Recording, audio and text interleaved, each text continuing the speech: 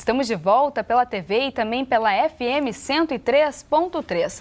Hoje o jornal é especial de Carnaval e neste bloco o nosso assunto continua sendo Lupicínio Rodrigues, que como já vimos teve forte influência no Carnaval da capital gaúcha e também do Rio de Janeiro. E é para conhecer mais a história do compositor gaúcho que conversamos agora com o radialista Alex Bagé, que produziu o documentário Lupicínio, Boemia, Paixão e Poesia. Olá, seja bem-vindo ao Conexão, tudo bem?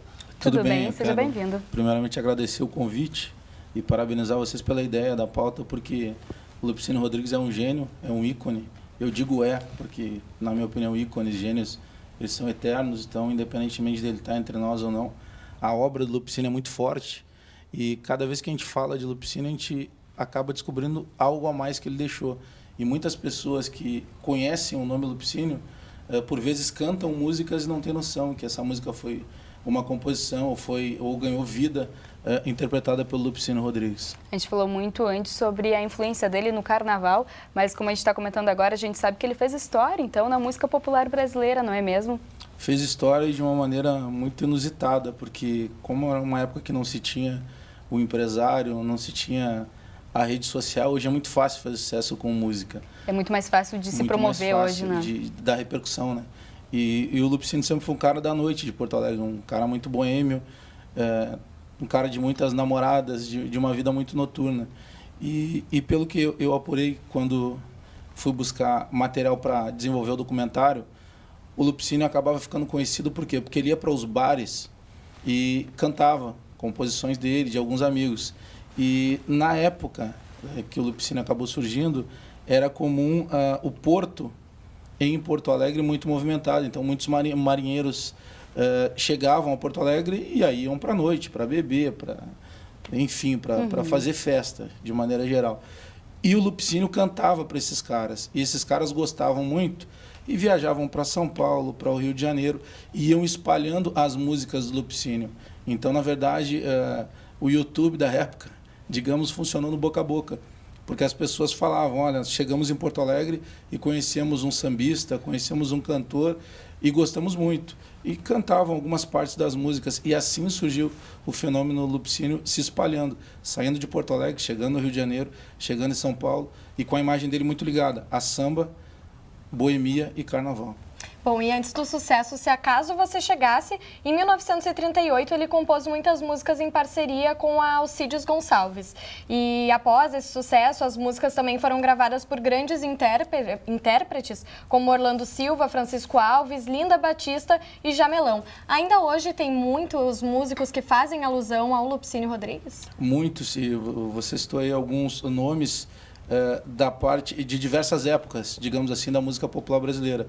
E bem mais atual, nós temos um exemplo aqui no Rio Grande do Sul, o Teddy Corrêa, né, da banda Nenhum de Nós. Ele gravou um CD chamado Looping, se eu não estou equivocado, em que ele retrata músicas do Lupicínio Rodrigues.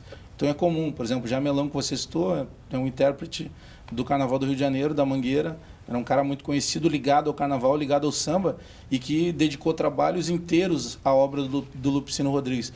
Então, neste boca a boca da época, ele acabou ficando conhecido pelos compositores. Os compositores chegavam no Rio de Janeiro, principalmente, que sempre foi o grande centro, né, de samba e de carnaval, falavam desse gaúcho que era muito bom em composições e em interpretação, e aí passaram a levar Lupicínio Rodrigues para que ele também mostrasse a música dele em outros grandes centros do país. E aí ele acabou tendo cada vez mais novas parcerias que até hoje ainda acontecem, né? Não a parceria diretamente, mas releituras de grandes sucessos dele.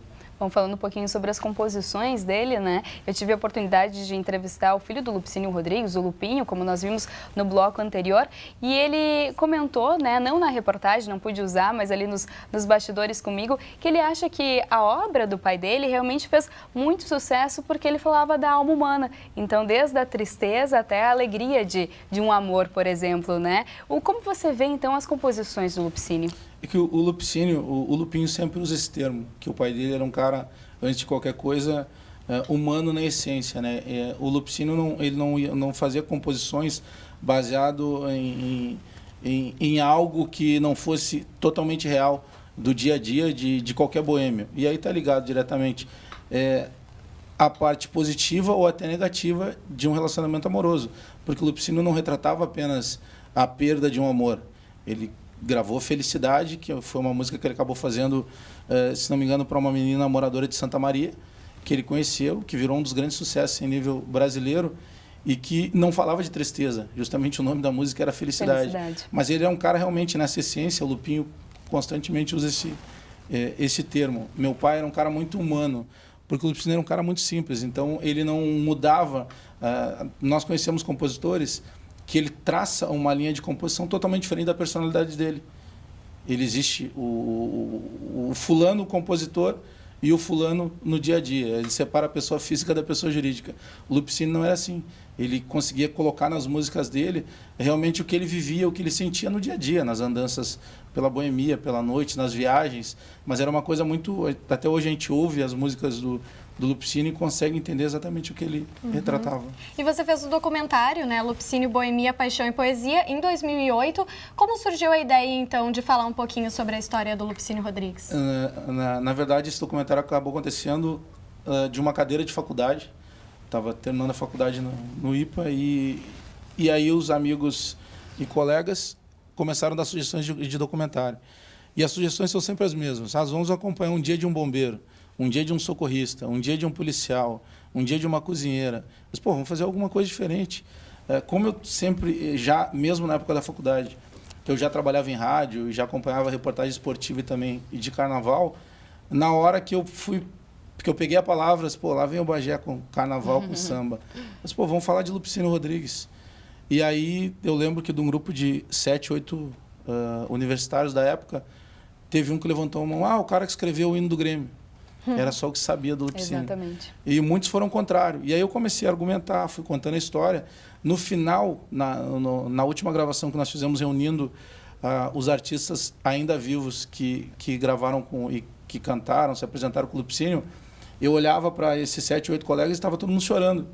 E ficou todo mundo fã do Lupicínio, porque eu fiz uma lavagem cerebral. Eu comecei a pegar CDs do Jamelão, da Elza Soares, do Teddy Corrêa, de pessoas importantes que gravaram o Lupicínio, fazia cópia e dava para cada um. Vai para casa, vai ouvindo no carro. E aí as pessoas chegavam no outro dia ou me ligavam na hora, Bagé, essa música aqui era do Lupicínio. Minha mãe cantava essa música, eu não sabia que era dele. Então as pessoas passaram a admirar ainda mais aquele cara que até então era conhecido por muitos apenas como, entre aspas, o cara que escreveu o hino do Grêmio. Exatamente. E ele era muito mais que isso. Eu confesso também, acabei ficando mais fã aí da ópera dele depois que eu fiz a reportagem, né? Acabei conhecendo um pouco melhor e realmente foi muito bacana. Mas eu gostaria que você falasse agora rapidamente um pouco sobre os bastidores da produção. Vocês ficaram, né, muito tempo gravando, né? E como foi esse documentário? Conta um pouquinho pra gente. Nós gravamos 15, quase 16 horas e nós tínhamos uma missão, tinha que compactar isso em menos de 20 minutos. Então, era praticamente desumano. Então, o que eu fiz? Eu tentei localizar o maior número de pessoas que tinham algo para falar do Lupicínio, mas não porque tinham lido em algum jornal alguma coisa, porque tinham convivido com ele. Então, nós reunimos Zilá Machado, e a Zilá Machado era afilhada a Lupicínio. Quando ela nasceu, o Lupicínio pegou ela no colo e teria dito para a mãe dela quando ela chorou, ela chora afinado, vai ser cantora. Inclusive, acabou nos deixando já a Zilá Machado há algum tempo. E ela ficou muito emocionada quando nós fomos procurá-la, porque nós chegamos na casa dela e ela estava sem maquiagem, obviamente, uma senhora num dia a dia. E ela não queria aparecer, porque ela não tinha maquiagem naquele dia para fazer. Então, ela falava para o neto e o neto colocava para nós isso. Eu disse, não, mas na verdade nós não vamos filmar nada, eu só vim conversar, expliquei a história. Ou seja, ela tinha aquela essência do artista, mas do artista esquecido. Então, por um momento, nós conseguimos fazer com que esses artistas revivessem os tempos em que eles eram realmente estrelas. Então, nós reunimos Lourdes Rodrigues, Darcy Alves, que tocava violão, Luiz de Miranda, que recentemente foi indicado, inclusive, a Prêmio Nobel de Literatura, porque ele foi intitulado pelo Lupicínio como secretário da noite, porque ele escrevia muita coisa para o Lupicínio. Plauto Cruz, que é um grande instrumentista, e fomos reunindo essas pessoas. Mas o que eu combinei com eles? Nós tivemos que montar um staff dentro de Se Acaso Você Chegasse, que era um bar de propriedade do Lupinho. Então, por exemplo, a Lourdes Rodrigues mora na praia. E essas pessoas têm uma dificuldade financeira, infelizmente, muito grande. Então, não pode vir toda hora a Porto Alegre. Então, nós esperamos um dia que a Lourdes Rodrigues pudesse vir a Porto Alegre para uma consulta médica E naquele momento, depois da consulta, nós reunimos. Mas eu não avisei todos eles, justamente para pegar um making-off, no momento que eles foram se reencontrando. Tiveram uma surpresa. Aí era surpresa, Que era um bacana. monte de gente chorando, lembrando de algumas coisas da época. Então eu lembro que a dona Zila Machada foi toda maquiada, mudou cabelo. Então por algum momento a gente conseguiu relembrar E que eles resgatar essa artista, né? essência, o artista que estava dentro deles o tempo inteiro. Que bacana. Infelizmente, o nosso papo está muito bom, mas o tempo está curto, né? Mas a gente quer agradecer a sua presença e parabéns pelo seu trabalho. Obrigada por nos ajudar a contar essa história. Eu que agradeço o convite. Falem mais de música popular brasileira, que é sempre bom. E só para fechar, Claro. em 93 o Lupicínio foi tema do Imperadores do Samba, com a matéria que vocês retrataram, e foi campeão naquele ano, sendo homenageado contando um pouco. Então, é um cara que ainda vai ser muito falado, porque a obra dele, com certeza, é eterna para nós todos aqui. Bacana. Obrigada pela presença e até a próxima, então. Obrigada. Até. E no Jornal Especial de Carnaval, não poderia faltar dicas de como se produzir para a folia, não é mesmo? É verdade. E no próximo bloco a gente traz uma reportagem que vai mostrar opções de maquiagens e de penteados para você aproveitar as festas carnavalescas. É isso aí, não perca, a gente já volta.